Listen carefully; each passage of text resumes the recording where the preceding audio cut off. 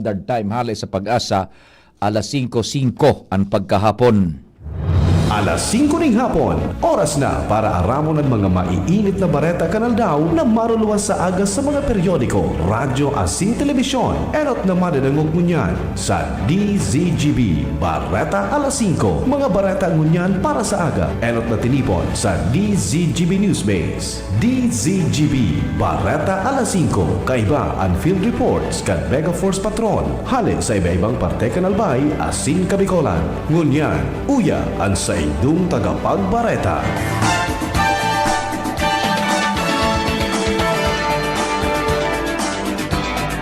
Maray na hapon sa pangaran kang Newsbase asin kan Mega Force Patrol. Ako po ang sa indong magiging tagapaghatod bareta si Pio Fernandez para sa DZGB mga bareta ngunyan para sa aga.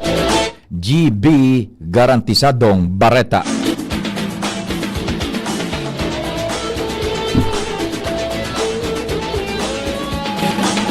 Enot sa detalyes kan bareta sa lado nasyonal, nag-ofrecer nin espesyal na misa si Presidente Ferdinand Marcos Jr. sa Palasyo Malacañang para sa mga pamilyang naafektaran kan seryanin manlain-lain na kalamidad sa nasyon.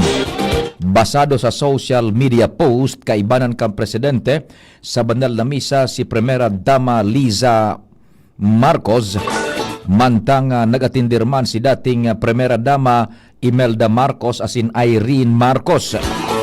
Day nag-atindir sa okasyon si Senadora Amy Marcos asin mga aki kan Presidente na sinda Sandro Vini asin Simon Marcos. An misa ginibo sa taho kan pagrapado kan bagyong Owan asin kasunod kan pagtama kan bagyong Tino na nagwalat nin sobra sa sanggatos na nagadan sa Pilipinas. Ang baretang ini hatod sa Indokan. Plemex. Pag may ubo o hika, Plemex agad. Basta lagundi, Plemex.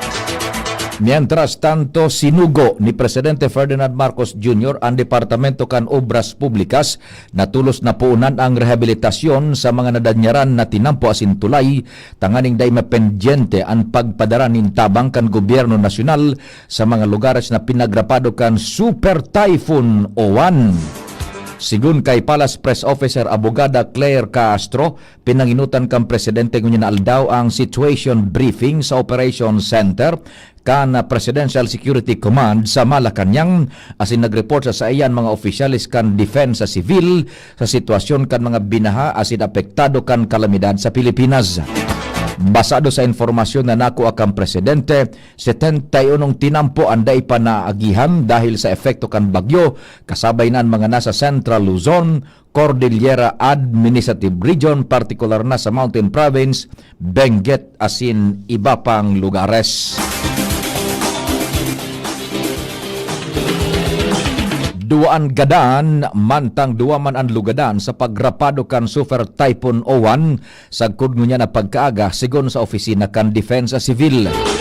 Susug kay OCD Director Rafi Alejandro, saro sa mga biktima an nalamos duman sa Viga, Catanduanes, mantang saro pan nagadan matapos marampahugan nin sarong edifisyo sa Catbalogan City, Samar. Pinaglinaw naman ni Alejandro na ipapasairaron pa sa verifikasyon ang mga informasyones. Duwa man ang napag-araman na lugadan hali sa Bicol asin Western Visayas, mantang daing narehistrong nawawara. Mientras tanto, uminabot sa poco mas o menos 1.5 milyones na residentes o kaya 426,000 na pamilyas ang nagkondusir nin preemptive evacuation sa man iba-ibang rehiyon sa nasyon. Nairehistro man ang 966 na harong ang partially damaged, mantang 78 ang gabos nagdapa o kaya totally damaged. Padagos man ang assessment kan ahensya sa danyos na dara kan sa infrastruktura asin agrikultura kan bagyo.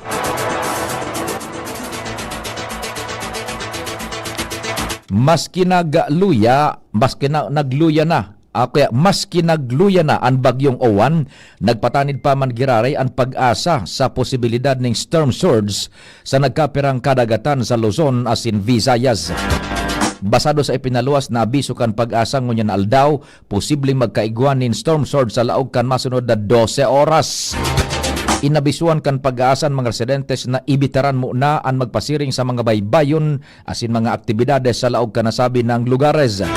Kaibanan sa mga lugar na posibleng maka-experience ning sobra sa 3 metros na langkaw ni storm surge and Batanes, Cagayan, Ilocos Norte, Ilocos Sur, La Union asin Pangasinan. Posible man ang 2.1 metros agkod 3 metro na storm surge sa Antique, Aurora, Bataan, Isabela, La Union, Occidental Mindoro, Oriental Mindoro, Palawan, Pangasinan, Quezon asin Zambales, mantang posible man ang 0 metros ako 2 metros na storm surge sa Costales kan Aklan, Batangas, Bulacan, Cavite, Marinduque, Metro Manila, Pampanga, Pangasinan, Quezon asin Romblon.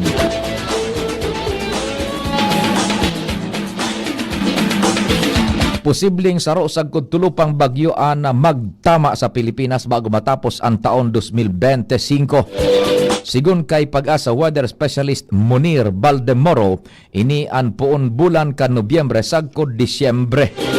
Sa ultimong report kan Pag-asa, nagluya na ang super typhoon na si Juan mantang nasa West Philippine Sea. Sa may karelasyon pang bareta, pinagkakulong maabot sa halos sa 997,000 na individual o sobra sa 200,000 na pamilyas ang naafektaran kan Super Typhoon Uwan sa nasyon sigon sa Departamento kan Social Welfare and Development Disaster Management Response. Ang numero hali sa rehiyon kan NCR, Calabarzon, Mimaropa, Bicol, Western Visayas, Negros Island, Central Visayas, Eastern Visayas, Zamboanga Peninsula, Northern Mindanao, Caraga asin BARMM. Basado sa report kan DSWD-DMR, sobra sa 112,000 na pamilyas ang mantinidong nasa evacuation center, mantang halos 52,000 man ang nakaistar sa indang mga kapartidaryos.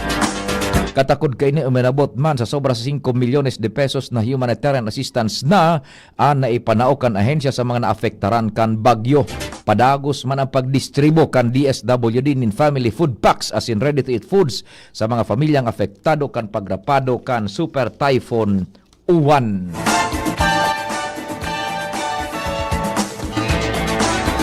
Sa katakod pang bareta, padagos ang operasyon kan Departamento de Salud apesar kan pagtama kan bagyong Uwan. Sigun sa DOH, nakabantay sina sa sitwasyon sa nasyon hali sa man iba-ibang rehiyon para sa assessment as in response hali sa mga apektadong lugar. Nakadeploy man ang Health Emergency Response Teams mantang fully activated man ang Hospital Emergency Incident Command System. Siniguro kan ahensya na maipapadara sa mga lokal na gobyerno ang mga kinakaipuan na health commodities para sa mga evacuees as in ipinag-orden ang rotation kan mga health workers na naafektaran kan bagyo. Mantinido man na nasa Cold Blue Alert status ang ahensya bilang parte kan High Level Emergency Response.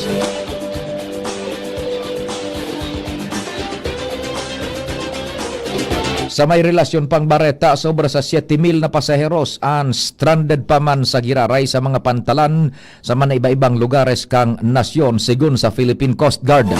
Pon alas 4, sundo alas 8 nin pagkaaga, sobra sa 7,000 ang narehistrong stranded na pasaheros sa 156 na pantalan.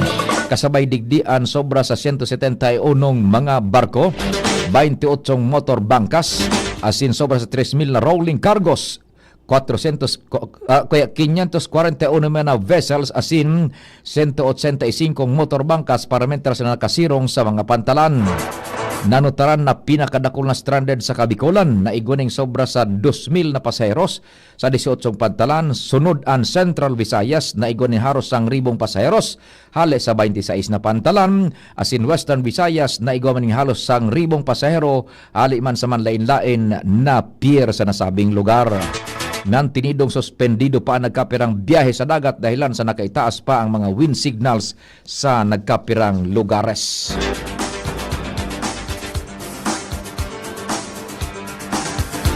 Kanselado pa ang nagkapirang domestic as in international flight sa Good Saaga dahilan kan maraot na panahon darakan Super Typhoon Uwan.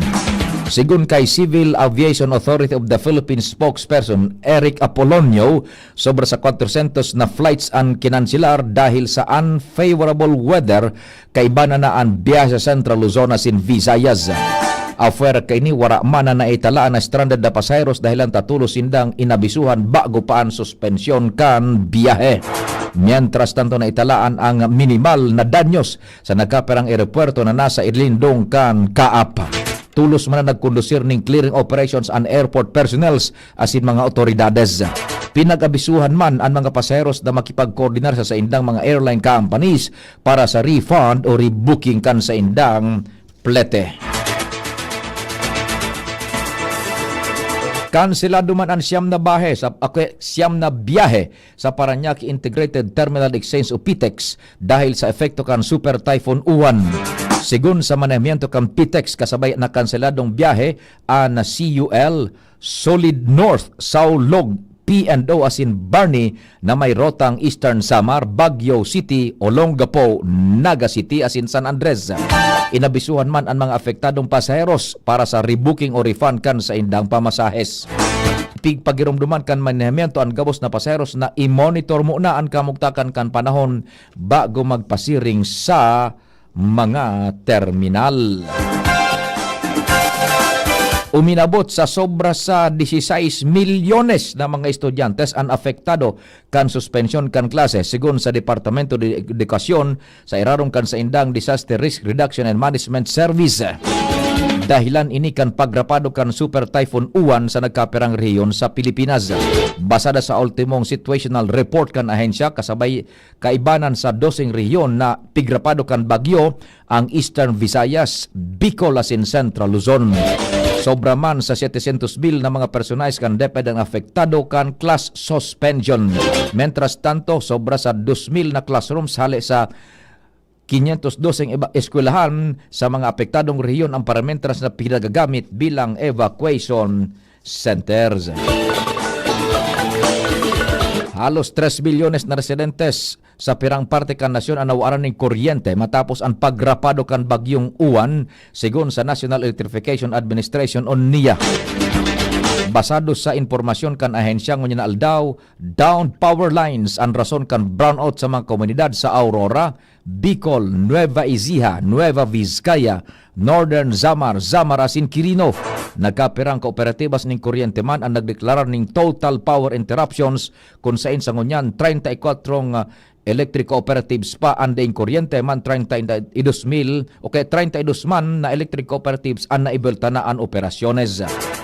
Uminabot sa halos 3 milyones na konsumidores ang naghalat pang maibabuelta ang supply kan kuryente sa saindang mga lugares.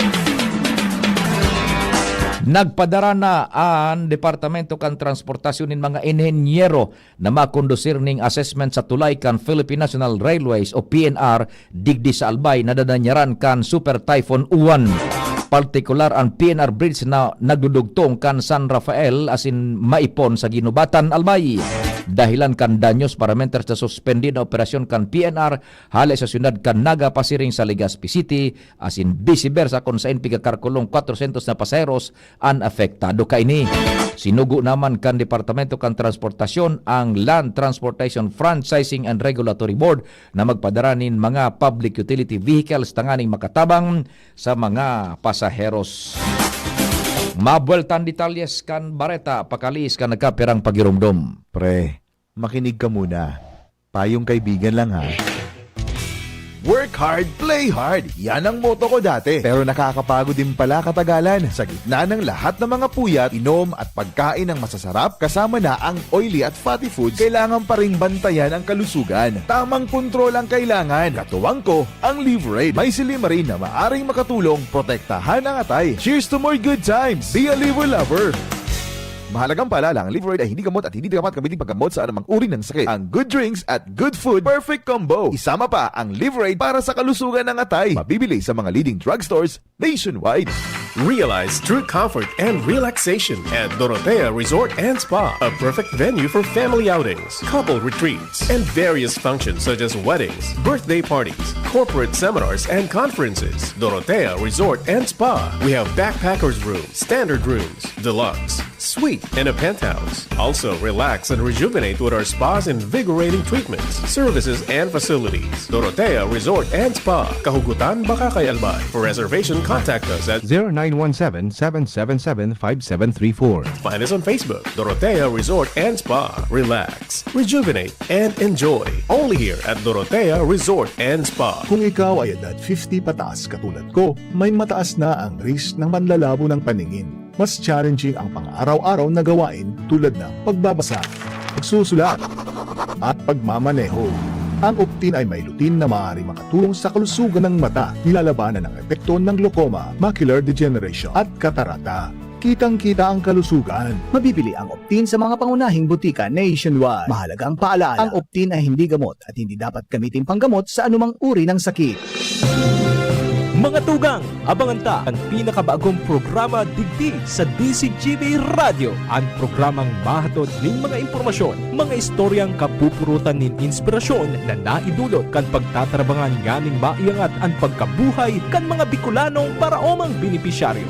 Magiribahan kita, alas 10:30 hasta alas 11 ning pagkaaga, magantabay, asin maghinanyog sa Kape asin Baretang Agraryo. Nagdadangog kamo sa DCGB.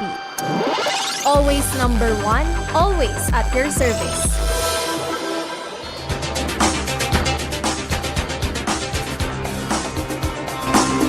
Buwelta kita sa detalyes kan mga bareta. Sinugo ni Department of Labor and Employment Secretary Benny Laguesma ang gabos na regional directors na berifikaron ang mga reports laban sa mga BPO companies na pinagasabing pigpipirit maglaog an sa indang mga empleyados sa tahaw kan pagrapado kan Super Typhoon Uwan. Sigun kay Laguesma, hahaputon ang mga kumpanya kunata pirit nindang pigpalaog sa trabaho ang mga empleyados apisar kan maraot na kondisyon kan panahon. Pinaglalauman na maisusumiter tulos ang report kan mga regional office manungod sa lakdang na ini. Bago kay ini sinabi kan grupong BPO Industry Employees Network of BN Pilipinas na ribu-ribong BPO workers ang padagos na pigpipirit na maglaog maski pa sa taho kan pagbaha asin pagkawara nin kuryente. Siniguro naman ni Laguesma na prioridad kan ahensya ang kaligtasan na sinkamugtakan kan gabos na empleados sa man iba-ibang industriya bako sana sa BPO sector. Ultimong detalyes kan bareta, ipigbusol ni Senador Sherwin Win Gatchalian ang sarong propestong lay na magbabawal sa pagsingil sa renta asin pagkapalayas sa mga pigrarentang harong kada bes may kalamidad. Sigun kay Gatchalian, maot kan Senate Bill numerado 1109 na ipagbawal ang pagsisingil nin renta sa panahon na ipinagdeklarar ang estado de kalamidad asin sa laog nin 30 aldaw matapos ang terminasyon kanasabing state of calamity o state of emergency. Nakalaag man digdi na kun uncovered period an malapwas nin 60 aldaw, gigibuhon na hulugan ang pagbabayad kan deferred fees, charges in cost sa laog nin anom na bulan. Sinabi pa ni Gatchalian, kung maging lay ini, aapodon ining rental payment and eviction moratorium during Disaster and Emergencies Act. Sa pangarang ka nagsurat kan informasyon sa pangenot ni News Director Mar Dela Nicole Ann Gloriani. Tatanems Flora sa Master Control mantang sa IT si Jerome Nico Martinez. Ako po si Pio Fernandez. Salamat. Diyos marhay na hapon.